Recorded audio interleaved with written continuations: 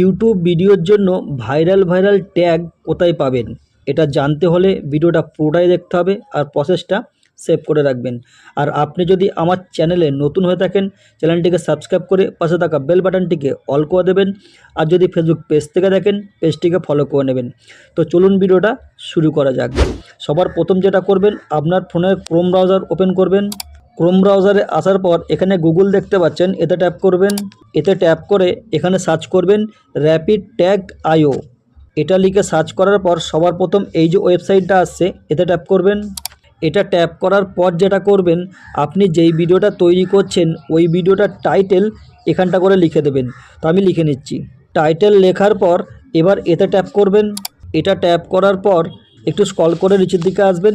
এখানে দেখতে পাচ্ছেন আমার ভিডিওর জন্য প্রচুর ট্যাগ ওরা তৈরি করে দিয়েছে। তো এই ট্যাগগুলো আপনি এখান থেকে কপি করতে পারবেন, তারপর আপনার ভিডিওতে ব্যবহার করতে পারবেন। তো আপনারা খুব সহজে এখান থেকে অনেক ভাইরাল ট্যাগ তৈরি করতে পারবেন। তো ভিডিওটা যদি আপনার একটু কাজে লেগে থাকে, ভিডিওটা লাইক শেয়ার করতে ভুলবেন না। আর এই ভিডিওটা আপনার বন্ধুবান্ধবের কাছে শেয়ার করে দিন, তাহলে তারাও এটা শিখতে পারবে।